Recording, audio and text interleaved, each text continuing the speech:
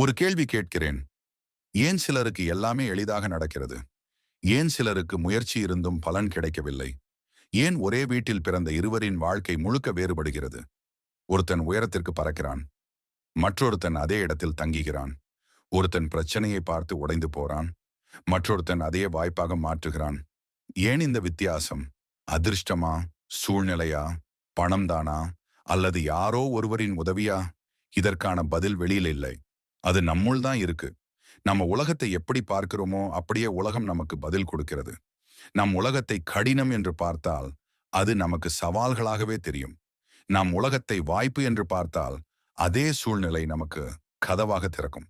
வெளி உலகம் ஒரு கண்ணாடி மாதிரி. நீங்க சிரிச்சா அது சிரிக்கும், நீங்க கோவப்பட்டா அது கோவப்படும்.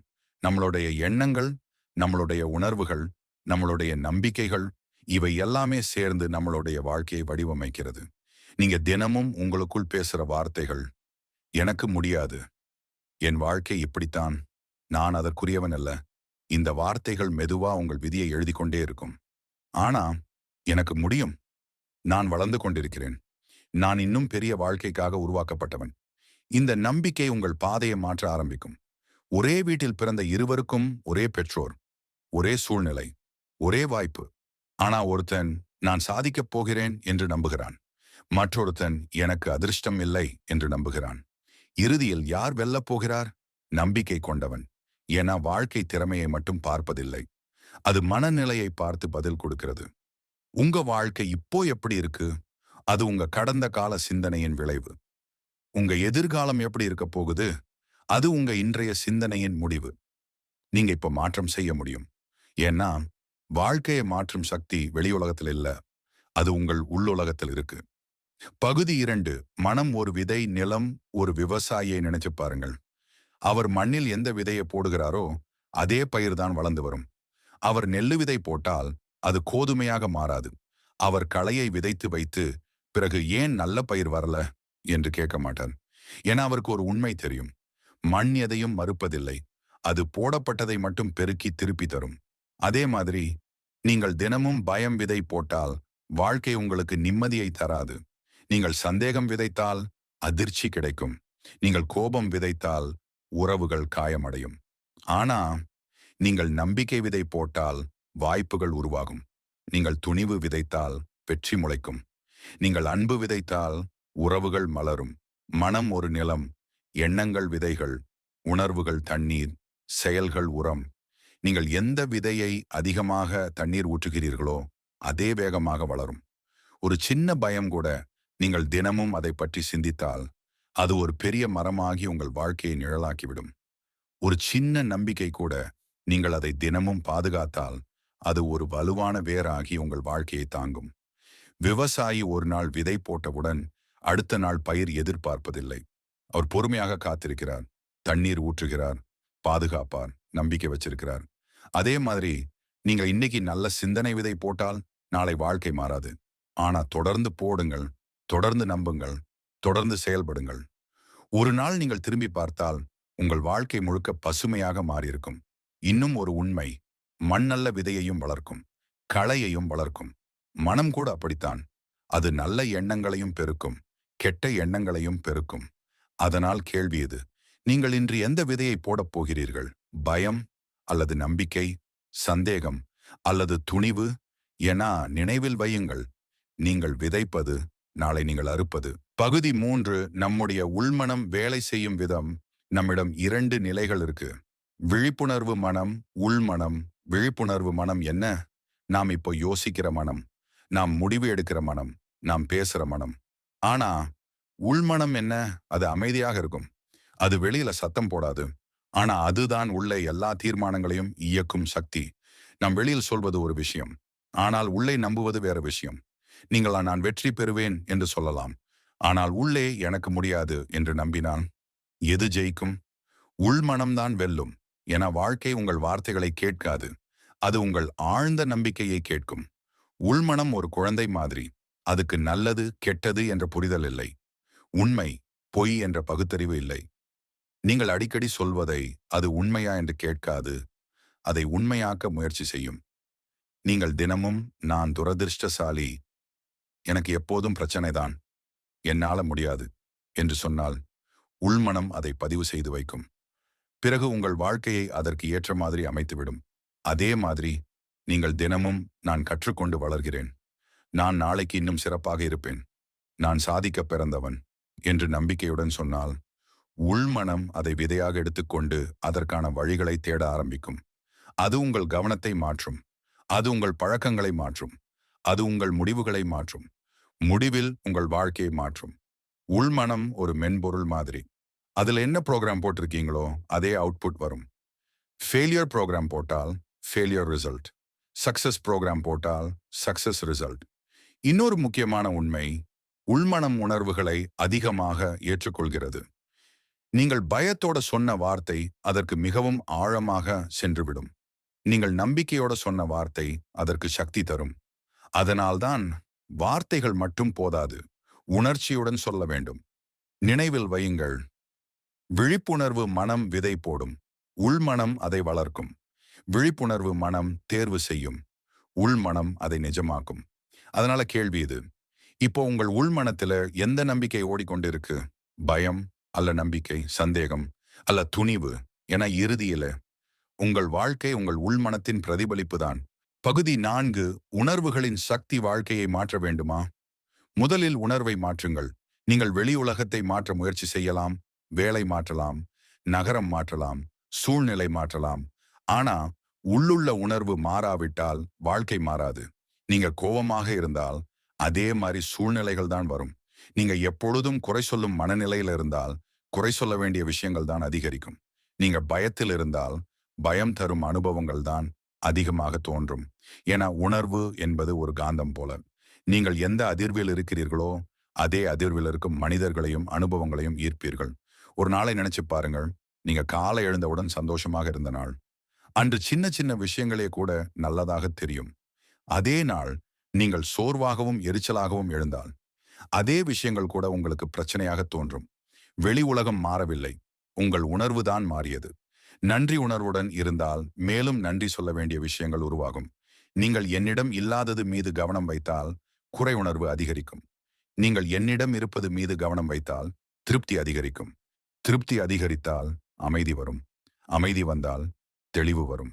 தெளிவு வந்தால் சரியான முடிவுகள் வரும். உணர்வு ஒரு விதை மட்டுமில்லை, அது ஒரு சக்தி. அது உங்கள் குரலில் தெரியும், அது உங்கள் கண்களில் தெரியும், அது உங்கள் உடல் மொழியில் தெரியும். மற்றவர்கள் உங்கள் வார்த்தைகளை மட்டும் கேட்க மாட்டார்கள், அவர்கள் உங்கள் உணர்வை உணர்வார்கள். நீங்கள் நம்பிக்கையுடன் பேசினால் அது பரவும். நீங்கள் பயத்துடன் பேசினால் அதுவும் பரவும். உணர்வு தொற்றுக்காரமானது. அதனால் கேள்வி இது, இன்று நீங்கள் எந்த உணர்வை தேர்வு செய்கிறீர்கள்? கோபமா அல்ல அமைதியா? பயமா அல்ல நம்பிக்கையா? குறை உணர்வா அல்ல நன்றி உணர்வா? நினைவில் வையுங்கள், உங்கள் உணர்வுதான் உங்கள் வாழ்க்கையின் திசையை நிர்ணயிக்கிறது. உணர்வு மாறினால் சிந்தனை மாறும். சிந்தனை மாறினால் செயல் மாறும். செயல் மாறினால் வாழ்க்கை மாறும்.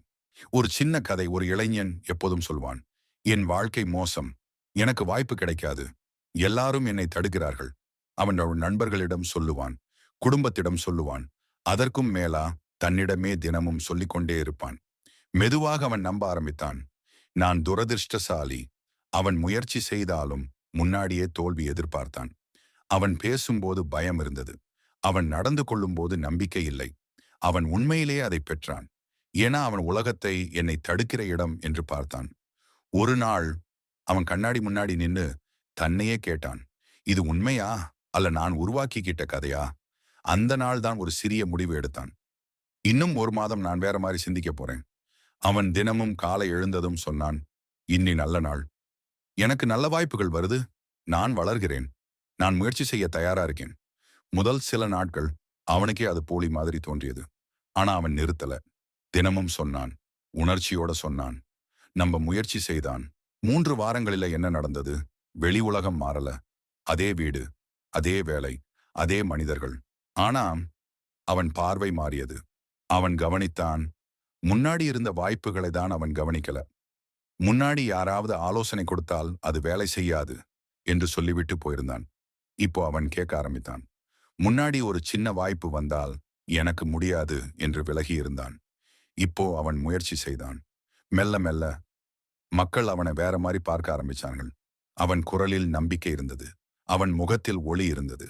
அவன் நடையில் தைரியம் இருந்தது. ஒரு நாள் அவன் உணர்ந்தான். வாய்ப்புகள் புதுசா வரல. நான் தான் புதுசா ஆனேன். அவன் வாழ்க்கை மாற ஆரம்பிச்சது அந்த நாள் அல்ல. அவன் சிந்தனை மாறிய நாள்தான். இந்த கதையின் அர்த்தம் என்ன? உங்கள் வாழ்க்கை உங்கள் பார்வைக்கு பதில் தருகிறது. நீங்கள் உங்களைப் பற்றி என்ன நம்புகிறீர்களோ, வாழ்க்கை அதற்கேற்ற சான்றுகளை தரும். இப்போ கேள்வி இது. நீங்கள் உங்கள் வாழ்க்கைக்கு எந்த கதையை சொல்றீங்க? நான் முடியாதவன் கதையா? அல்ல நான் வளர்ந்து கொண்டிருக்கிறவன் கதையா? ஏன்னா, நீங்க தினமும் உங்களுக்குள் சொல்வதுதான் ஒரு நாள் உங்கள் வாழ்க்கையாக மாறும். பகுதி 6. நன்றி உணர்வின் ரகசியம். நன்றி சொல்வது ஒரு பழக்கம் இல்லை. அது ஒரு மாற்ற சக்தி. அது ஒரு வார்த்தை மாதிரி தோணலாம். ஆனா அது ஒரு மனநிலை. நன்றி சொல்லும் பொழுது மனிதன் வாழ்க்கையை வேற மாதிரி பார்க்க ஆரம்பிப்பான். காலை எழுந்த உடனே, நான் உயிரோடு இருக்கிறேன், நன்றி. எனக்கு உணவு இருக்கு, நன்றி. என் குடும்பம் இருக்கு, நன்றி. என் உடல் வேலை செய்கிறது, நன்றி. இன்றைக்கு ஒரு புதிய நாள், நன்றி. இப்படி சொல்ல ஆரம்பிச்சீங்கன்னா உங்கள் மனநிலை உடனே மாறும். என கவனம் மாறும். நன்றி உணர்வு என்னிடம் இல்லாதது என்பதிலிருந்து என்னிடம் இருப்பது என்பதுக்கு உங்கள் கவனத்தை மாற்றும்.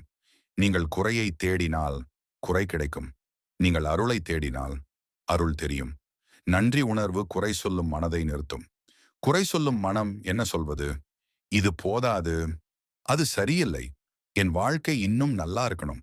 ஆனா நன்றி மனம் என்ன சொல்வது? என்னிடம் இருக்கிறதே பெரியது. இது ஒரு வரம். நான் ஏற்கனவே ஆசீர்வதிக்கப்பட்டவன். நன்றி சொல்லும்போது உங்கள் இதயம் மென்மையாகும். உங்கள் கோபம் குறையும். உங்கள் பயம் தளரும். உங்கள் ஒப்பீடு பழக்கம் மெதுவாக மறையும். ஏன்னா, நன்றி உணர்வு இருக்கும்போது பொறாமை வாழ முடியாது. நன்றி உணர்வு இருக்கும்போது அதிருப்தி நிலைத்திருக்க முடியாது. நீங்கள் தினமும் 5 விஷயங்களுக்கு நன்றி சொன்னால் 21 நாட்களில் உங்கள் மூளை இட்செல்ஃப் நல்லதை தேடும் பழக்கத்தை உருவாக்கும். அது ஒரு பழக்க மாற்றமில்லை.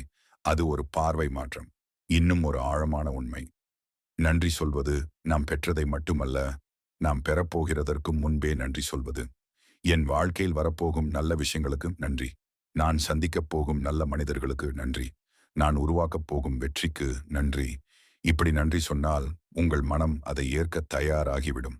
நினைவில் வையுங்கள், நன்றி சொல்லும் மனம் எப்பொழுதும் செல்வந்தன். குறை சொல்லும் மனம் எப்பொழுதும் ஏழை. இப்போ ஒரு சின்ன சவால். இன்றைய இரவு தூங்கும் முன் 10 விஷயங்களுக்கு நன்றி சொல்லுங்கள். உங்கள் வாழ்க்கை உடனே மாறாது. ஆனா உங்கள் மனம் மாறும். மனம் மாறினால் வாழ்க்கை பின்தொடரும். பகுதி 7. கற்பனை சக்தி. மனசுக்கு உண்மை பொய் தெரியாது. நீங்கள் ஒரு விஷயத்தை தெளிவாக கற்பனை செய்தால் உங்கள் மூளை அதை உண்மையாக ஏற்க ஆரம்பிக்கும். அதனால்தான் சிலர் ஒரு நிகழ்வு நடக்காத முன்னரே பயந்து நடுங்குகிறார்கள். அது இன்னும் நடக்கவே இல்லை. ஆனா மனம் அதை நிஜமாக உணர்ந்து விடுகிறது. அப்படியானால் நாம் நல்ல விஷயங்களை கற்பனை செய்தால் அதே சக்தி நமக்கு வேலை செய்யாதா? உங்களுக்கு ஒரு வீடு வேண்டுமா? அந்த வீட்டில் நடந்து பாருங்கள். அதன் வாசனை உணருங்கள். அதிலிருந்து வெளியே பார்க்கும் காட்சி கற்பனை செய்யுங்கள். கதவை திறக்கும் சத்தம் கேளுங்கள். உங்கள் குடும்பம் அந்த வீட்டில் சிரிக்கும் காட்சி பாருங்கள். உங்கள் உடல் அதற்கு பதில் கொடுக்கும். உங்கள் இதயம் வேகமாக துடிக்கும். உங்கள் முகத்தில் சிரிப்பு வரும். உங்கள் மனதில் உற்சாகம் வரும். ஏன்னா உங்கள் மூளை இது சாத்தியம் என்று ஏற்க ஆரம்பித்துவிடும். நீங்கள் வெற்றியை கற்பனை செய்யுங்கள். ஒரு மேடையில் நின்று பாராட்டை பெறும் காட்சி. ஒரு ஒப்பந்தத்தில் கையெழுத்திடும் தருணம். உங்க பெற்றோர் பெருமையாக சிரிக்கும் தருணம். அதை வெறும் படம் மாதிரி பார்க்காதீங்க. அதை அனுபவியுங்கள். அந்த தருணத்தில் நீங்க என்ன உணர்கிறீர்கள்? அந்த சந்தோஷம், அந்த பெருமை, அந்த நிம்மதி, அந்த உணர்வே உங்கள் உள்மனத்துக்கு சிக்னல். கற்பனை ஒரு கனவு அல்ல, அது ஒரு ரீஹார்சல். ஒரு நடிகர் மேடைக்கு வருவதற்கு முன் பல முறை பயிற்சி செய்வார். அதே மாதிரி நீங்கள் உங்கள் எதிர்காலத்தை மனதில் முன்பே பயிற்சி செய்யலாம். அது உங்கள் நம்பிக்கையை கட்டும். அது உங்கள் பயத்தை குறைக்கும். அது உங்கள் செயல்களை தைரியமாக மாற்றும். முக்கியமான விஷயம் என்ன தெரியுமா? கற்பனை மட்டும் போதாது. உணர்ச்சியுடன் கூடிய கற்பனை தான் சக்தி.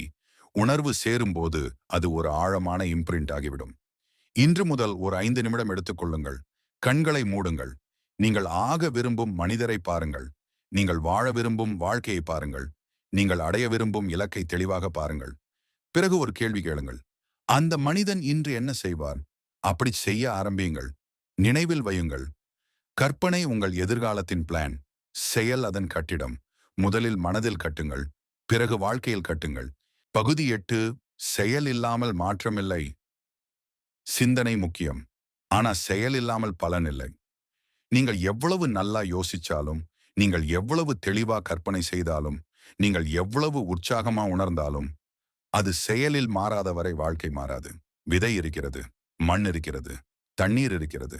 ஆனா விதையை மண்ணில போடவே இல்லைன்னா பயிர் வருமா? அதே மாதிரி நம்பிக்கை இருக்கிறது, கற்பனை இருக்கிறது, நல்ல உணர்வு இருக்கிறது. ஆனா ஒரு அடியாவது எடுக்கவே இல்லைன்னா வெற்றி வருமா? நீங்கள் நல்ல அதிர்வில் இருந்தால் செய்ய வேண்டிய சரியான செயல் உங்களுக்கு தோன்றும். சில நேரம் அது ஒரு அழைப்பு. அந்த மனிதருக்கு இப்போ கால் பண்ணு என்று உள்ள தோன்றும். சில நேரம் அது ஒரு முயற்சி. இந்த வாய்ப்பை ட்ரை பண்ணி பாரு என்று தோன்றும். சில நேரம் அது ஒரு துணிச்சல். பயம் இருந்தாலும் முன்னேறு என்று உள்ளம் சொல்லும். அந்த தருணத்துல தயங்காதீர்கள். ஏன்னா அந்த சிறிய செயல் உங்கள் வாழ்க்கையின் பெரிய திருப்பமாக இருக்கலாம். பலர் என்ன பண்ணுவாங்க தெரியுமா? இன்னொரு நாள் பார்ப்போம். இப்போ சரியான நேரம் இல்ல.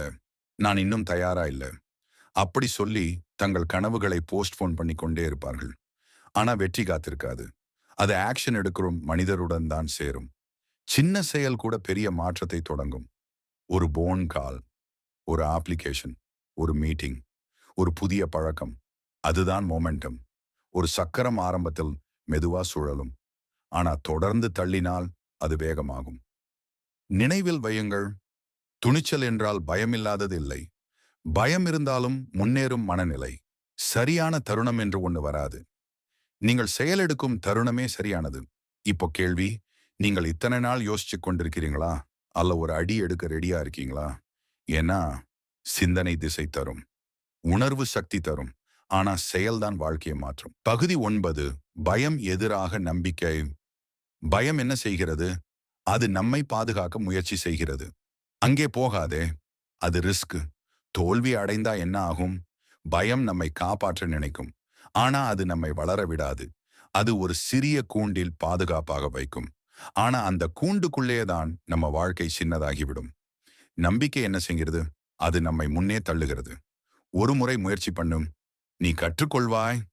தோல்வி வந்தாலும் அது ஒரு பாடம். நம்பிக்கை உங்களை ஆபத்தில் தள்ளாது. அது உங்களை திறந்த வெளிக்குள் அழைத்துச் செல்லும். பயம் சொல்வது நீ போதாது. நம்பிக்கை சொல்வது நீ வளர்ந்து கொண்டிருக்கிறாய். பயம் சொல்வது மக்கள் என்ன நினைப்பார்கள்.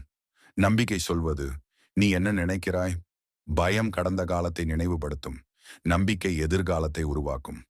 உண்மையில் 2 குரலும் உங்கள் உள்ளேதான் இருக்கிறது. ஒன்று மெதுவாக சந்தேகம் விதைக்கும், மற்றொன்று அமைதியாக துணிவு தரும். நீங்கள் இந்த எந்த குரலை கேட்கிறீர்கள்? ஒவ்வொரு நாளும் சின்ன சின்ன முடிவுகளில் நீங்கள் ஒரு தேர்வு செய்கிறீர்கள். அந்த தேர்வே உங்கள் வாழ்க்கையை வடிவமைக்கிறது. நினைவில் வையுங்கள், பயம் ஒரு சுவரை காட்டும், நம்பிக்கை ஒரு கதவை காட்டும். பயம் முடிவை பார்க்கும், நம்பிக்கை வாய்ப்பை பார்க்கும். பயம் இல்லை என்று சொல்லும், நம்பிக்கை முயற்சி பண்ணலாம் என்று சொல்லும். தைரியம் என்றால் பயமில்லாதது அல்ல. பயம் இருந்தாலும் நம்பிக்கையை தேர்வு செய்வதுதான் தைரியம். இப்போ ஒரு நேர்மையான கேள்வி, நீங்கள் இன்று எதனால் நிற்கிறீர்கள்? பயமா அல்ல நம்பிக்கையா? ஏன்னா நீங்கள் கேட்கும் குரல் நாளை நீங்கள் வாழும் வாழ்க்கையை தீர்மானிக்கும். பகுதி 10. தினசரி பயிற்சி. 30 நாள் திட்டம். மாற்றம் ஒரு நாள்ல வராது. ஆனா ஒரு நாள் எடுத்த முடிவு 30 நாட்கள்ல உங்கள் வாழ்க்கையை திருப்பிவிடும். இந்த 30 நாள் திட்டம் சின்னது. ஆனா தொடர்ந்து செய்தால் பெரிய மாற்றத்தை உருவாக்கும். முதல் காலை 5 நிமிடம் அமைதி எழுந்தவுடன் மொபைல் எடுக்காதீர்கள். சமூக வலைதளம் பார்க்காதீர்கள். 5 நிமிடம் அமைதியாக உட்காருங்கள். உங்கள் மூச்சை கவனியுங்கள். உங்கள் மனதை மெதுவாக அமைதிப்படுத்துங்கள். இந்த 5 நிமிடம் உங்கள் நாள் முழுக்க டோன் செட் பண்ணும். 2. 5 நன்றி விஷயங்கள் எழுதுங்கள். தினமும் புதிய 5 விஷயங்கள். சின்ன விஷயங்களாக இருந்தாலும் பரவாயில்லை. காலை காற்று, ஒரு சிரிப்பு, ஒரு நல்ல செய்தி. எழுதுங்கள். எழுதுவது உங்கள் மனதில் ஆழமாக பதியும். 21 முதல் 30 வரை நாட்களில் உங்கள் மூளை தானாக நல்லதை தேடும். 3. உங்கள் இலக்கு. 5 நிமிடம் கற்பனை கண்களை மூடுங்கள். நீங்கள் அடைய விரும்பும் வாழ்க்கையை தெளிவாக பாருங்கள். வெறும் படம் அல்ல, உணருங்கள். அந்த வெற்றியின் மகிழ்ச்சி, அந்த சாதனையின் பெருமை. உணர்ச்சியுடன் கற்பனை செய்யுங்கள். 4. எதிர்மறை வார்த்தைகளை குறைக்க முயற்சி. எனக்கு முடியாது, என் அதிர்ஷ்டமில்லை, எப்போதும் இப்படித்தான். இந்த வார்த்தைகளை கவனியுங்கள். அவற்றை மாற்றுங்கள். நான் கற்றுக்கொண்டிருக்கேன். இது ஒரு தற்காலிக நிலை. நான் வளர்ந்து கொண்டிருக்கிறேன். வார்த்தை மாறினால் உள் உரையாடல் மாறும். 5. தினமும் ஒரு நல்ல செயல். யாராவது ஒருவருக்கு உதவி செய்யுங்கள். ஒரு நல்ல வார்த்தை சொல்லுங்கள். ஒரு நன்றி மெசேஜ் அனுப்புங்கள். சின்ன செயல் கூட உங்கள் இதயத்தை விரிவாக்கும். நீங்கள் கொடுக்க ஆரம்பித்தால் வாழ்க்கை திருப்பி கொடுக்க ஆரம்பிக்கும். முக்கியமான விதி, தொடர்ச்சி ஒரு நாள் தவறலாம். ஆனா முழுக்க விட்டு விடாதீர்கள். மாற்றம் இன்டென்சிட்டியில் இல்லை, கன்சிஸ்டன்சியில தான். 30 நாட்களில் என்ன மாறும்? வெளி உலகம் உடனே மாறாது. ஆனா உங்கள் மன அமைப்பு மாறும். உங்கள் எதிர்வினை மாறும். உங்கள் நம்பிக்கை உயர்ந்திருக்கும். உங்கள் முடிவுகள் தெளிவாகும். மனம் மாறினால் தேர்வு மாறும். தேர்வு மாறினால் பாதை மாறும். பாதை மாறினால் வாழ்க்கை மாறும். இப்போ கேள்வி, அடுத்த 30 நாட்களுக்கு நீங்கள் உங்களுக்காக கமிட் பண்ண ரெடியா? ஏன்னா ஒரு மாதம் ஒழுங்கா செய்த பயிற்சி ஒரு புதிய மனிதரை உருவாக்கும். பகுதி 11. மாற்றம் எப்படி தொடங்கும்? மாற்றம் ஒரு பெரிய சத்தத்தோட வராது. அது பட்டாசு மாதிரி வெடிக்காது. அது ஒரு இரவில் எல்லாவற்றையும் மாற்றிவிடாது. அது மெதுவாக வரும். அது முதல்ல உள்ள ஆரம்பிக்கும். யாருக்கும் தெரியாமல். முதல்ல உங்க பேச்சு மாறும். என்னால முடியாது என்று சொல்லிய நீங்கள் ஒரு முறை முயற்சி பண்ணலாம் என்று சொல்ல ஆரம்பிப்பீர்கள். என் வாழ்க்கை மோசம் என்ற இடத்துல இது ஒரு பாடம் என்று பார்க்க ஆரம்பிப்பீர்கள். பிறகு உங்கள் நட்பு வட்டம் மாறும். எப்போதும் குறை சொல்லும் மனிதர்களுடன் உங்களுக்கு ஒத்துப்போகவில்லை என்று தோன்றும். உங்களை வளர்ச்சிக்கு தூண்டும் மனிதர்கள் உங்களை ஈர்க்க ஆரம்பிப்பார்கள். நீங்கள் யாருடன் இருக்கிறீர்களோ அதே உங்கள் மனநிலையை தீர்மானிக்கும். அதனால் மெதுவாக உங்கள் சுற்றமும் மாறும். பிறகு உங்கள் முடிவுகள் மாறும். முன்னாடி பயத்தால் எடுத்த முடிவுகள் இப்ப நம்பிக்கையால் எடுக்கப்படும். முன்னாடி தள்ளி போட்ட வேலை இப்போ உடனே செய்யப்படும். முன்னாடி தவிர்த்த வாய்ப்பு இப்போ பிடிக்கப்படும். பிறகு உங்கள் பழக்கங்கள் மாறும். காலை எழும் நேரம் மாறும். உங்கள் வாசிப்பு மாறும். உங்க சிந்தனை தரம் உயர்ந்திருக்கும். சின்ன சின்ன மாற்றங்கள் ஒரு பெரிய அடையாளத்தை உருவாக்கும். பிறகு உங்கள் வாழ்க்கை மாறும். அது திடீர் என்று இல்லை. ஆனா ஒரு நாள் நீங்கள் திரும்பி பார்த்தால், நான் முன்பு இருந்த மனிதன் இல்லை என்று உணர்வீர்கள். மாற்றம் எப்பொழுதும் ஒரு தீர்மானத்திலிருந்து தொடங்கும். ஒரு சின்ன இனி போதும் என்ற முடிவு. ஒரு சின்ன நான் மாறப்போறேன் என்ற உறுதி. அந்த ஒரு முடிவு ஒரு புதிய பாதையை திறக்கும். நினைவில் வையுங்கள், மாற்றம் வெளி உலகத்தில் ஆரம்பிக்காது. அது உங்கள் உள்ளே ஆரம்பிக்கும். உங்கள் உள்ளம் மாறினால் உங்கள் உலகம் மாறும். இப்போ கேள்வி, நீங்கள் மாற்றம் காத்திருக்கிறீர்களா? அல்ல மாற்றமாக மாற தயாரா? ஏன்னா மாற்றம் ஒரு நாள் வரும் விஷயம் இல்லை, நீங்கள் இன்றி தொடங்கும் விஷயம். பகுதி 12 இறுதி செய்தி. உங்களுடைய வாழ்க்கை ஒரு சிற்பம். ஒரு பெரிய கல்லை எடுத்தால் அதுல ஏதோ ஒரு வடிவம் இருக்காது. ஆனா ஒரு சிற்பி அதை பொறுமையாக செதுக்குவார். அதை தட்டுவார். அதை வடிவமைப்பார். மெல்ல மெல்ல ஒரு அற்புதம் உருவாகும். அதே மாதிரி உங்கள் வாழ்க்கை ஒரு கல் இல்லை, அது ஒரு வாய்ப்பு. அதை வடிவமைப்பவர் நீங்கள்தான். வெளி உலகத்தை குறை சொல்லலாம். சூழ்நிலையை குறை சொல்லலாம். மக்களை குறை சொல்லலாம். ஆனா மாற்றம் உள்ளேதான் ஆரம்பிக்கிறது. உங்கள் சிந்தனை மாறினால் உங்கள் பார்வை மாறும். உங்கள் பார்வை மாறினால் உங்கள் முடிவுகள் மாறும். உங்கள் முடிவுகள் மாறினால் உங்கள் வாழ்க்கை திசை மாறும். இன்று முதல் ஒரு தீர்மானம் எடுங்கள். நான் என் வாழ்க்கையின் உருவாக்குனர். நான் என் கதையின் எழுத்தாளர். நான் என் எதிர்காலத்தின் வடிவமைப்பாளர். நான் சூழ்நிலையின் பலி இல்லை. நான் என் தேர்வுகளின் பலன். நீங்கள் சிந்திப்பது, நீங்கள் உணர்வது, நீங்கள் நம்புவது, அதே உங்கள் எதிர்காலம். நீங்கள் தினமும் உங்களுக்குள் பேசும் வார்த்தைகள் ஒரு நாள் உங்கள் நிஜமாக மாறும். நீங்கள் வைத்திருக்கும் நம்பிக்கை ஒரு நாள் உங்கள் அடையாளமாக மாறும். இன்னும் ஒரு முறை நினைவில் வையுங்கள். உங்கள் வாழ்க்கை சின்னது அல்ல. உங்கள் கனவு சாதாரணம் அல்ல. உங்கள் உள்ளே இருக்கும் சக்தி அளவிட முடியாதது. நீங்கள் மாறத் தொடங்கும் தருணம் உங்கள் உலகம் மாறத் தொடங்கும் தருணம். இப்போ இந்த தருணத்தில் உங்கள் உள்ளத்துக்குள் மெதுவாக சொல்லுங்கள், நான் தயாராக இருக்கிறேன். நான் மாறப்போகிறேன். நான் உருவாக்கப் போகிறேன். முடிவு வரி, உங்கள் மனதை மாற்றுங்கள். உங்கள் உலகம் தானாக மாறும். Subscribers, thank you.